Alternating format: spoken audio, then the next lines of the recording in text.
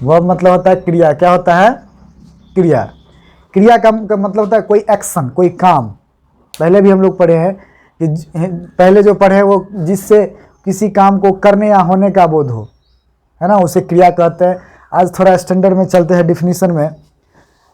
पर डिफिनीशन का मतलब परिभाषा होता है, वर्ब एक ऐसा वर्ड है, क्या है? वर्ड है, शब्द है, जिससे किसी कार्य के होने, मतलब कोई एक्शन, कोई काम होना, अधिकार, किसी चीज पर अधिकार, जैसे दिस इज माई पेन, इसमें भी वर्ब है।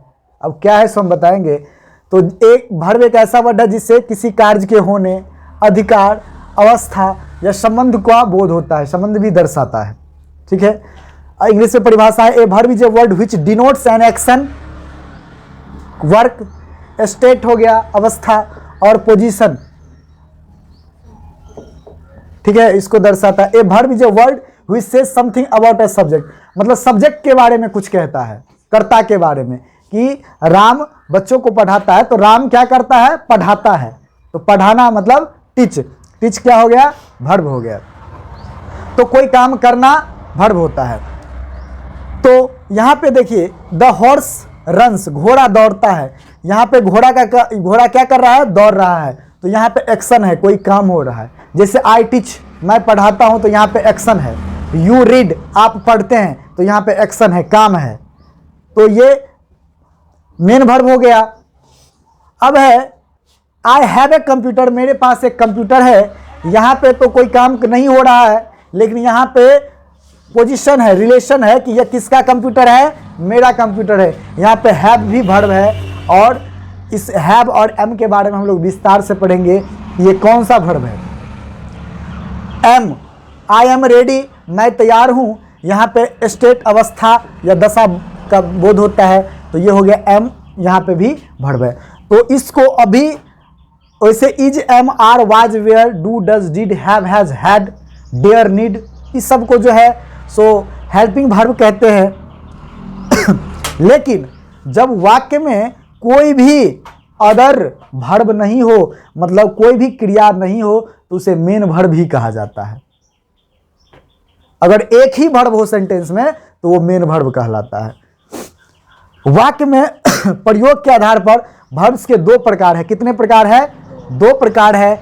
एक है मेन वर्ब, जिसको हम लोग बोलते हैं मुख्य क्रिया। उसी का कोई इसको कहता है principal verb, ordinary verb, full verb, सबका मतलब होता है मुख्य क्रिया। यानी वर्ब के दो रूप है, एक हो गया मेन वर्ब, दूसरा हो गया ऑक्सिलियरी या हेल्पिंग वर्ब। क्या हो गया? ऑक्सिलियरी या हेल्पिंग वर्ब, सहायक क्रिया।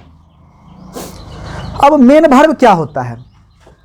मेन वर्ब कोई काम करना, रीड, टीच, लाफ। रीड मतलब पढ़ना, टीच मतलब पढ़ाना, लाफ मतलब हंसना, वर्क मतलब काम करना, गो मतलब जाना, रन मतलब दौड़ना, स्लीप मतलब सोना, वीप मतलब रोना। ये सब क्या हो गया? मेन वर्ब हो गया। कोई काम करना क्या होता है? मेन वर्ब होता है। और यह क्रिया जो वर्ब है मेन वर्ब, यह क्रिया का मतलब जो मेन वर्ब है वाक्य में मुख्य काम करती है, जो मुख्य काम करती है मेन वर्ब का, उसको मुख्य क्रिया कहते हैं। जैसे Ram teaches the children, Ram बच्चों को पढ़ाता है, तो वहाँ जो मेन काम है बच्चों को पढ़ाना, तो पढ़ाना क्या हो गया? टीच क्या हो गया? मेन वर्ब हो गया। या दूसरी बात, जब वाक्य में एक ही वर्ब हो तो उसे मेन वर्ब कहते हैं।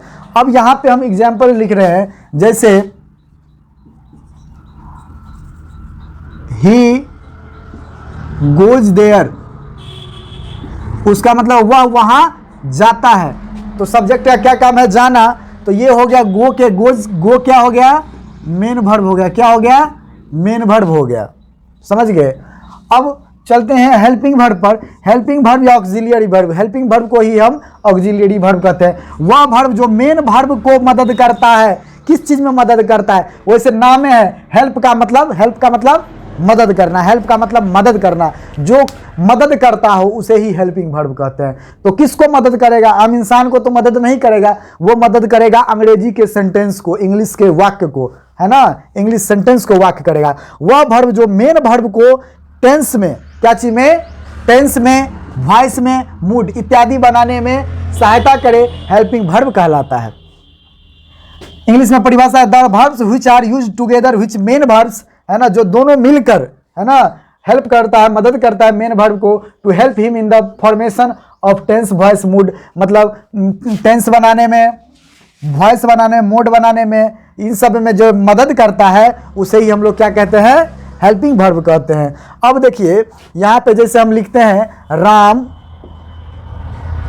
रीडिंग बुक, तो ये मेरा सेंटेंस क्या हो गया, गलत हो गया। क्या हो गया, गलत हो गया। इसको मदद करता क्या है, इज मदद करता है। Ram is reading a book, Ram एक किताब पढ़ रहा है, रीडिंग पढ़ रहा है। तो इज का काम है हेल्प करना, तो हेल्पिंग वर्ब हो गया।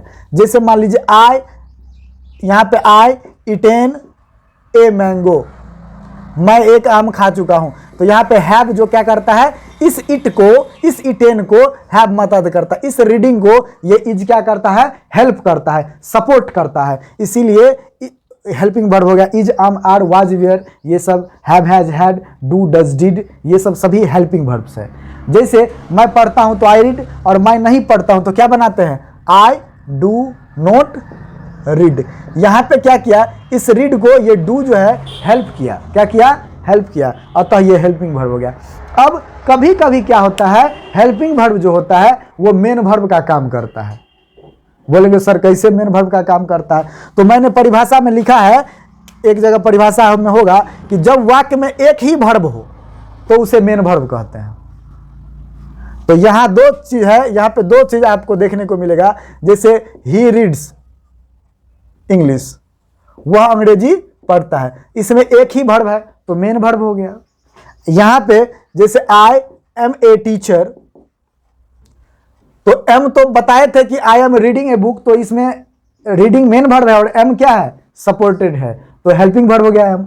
लेकिन यहां पे एम अकेला है, एम के बाद कोई वर्ब नहीं है, एम के बाद कोई वर्ब नहीं है, अतः यहां पे एम को हम लोग मेन वर्ब भी कह सकते हैं।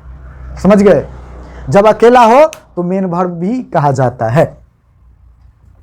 इस प्रकार यह निष्कर्ष निकलता है कि कोई भी दुनिया का सेंटेंस होगा वो बिना वर्ब के उसका कंस्ट्रक्शन नहीं किया जा सकता है। सेंटेंस में वर्ब रहेगा ही, क्रिया रहेगा ही। जैसे कोई भी सेंटेंस बनाएंगे उसमें जैसे देखिए एम मेन वर्ब, इसमें वर्ब हो गया एम, हैव हो गया वर्ब, तो बिना वर्ब के कोई भी सेंटेंस नहीं बन सकता है। अब हम बोलेंगे कम हेयर, यहां आओ, तो कम क्या है, वर्ब है, मेन वर्ब है। तो इस प्रकार ये वर्ब था, वर्ब का दो रूप था, मेन वर्ब और हेल्पिंग वर्ब। मेन वर्ब क्या है, हेल्पिंग वर्ब क्या है, नेक्स्ट क्लास में हम लोग पढ़ेंगे मेन वर्ब के 5 रूप, V1 V2 V3 V4 V5। ठीक है।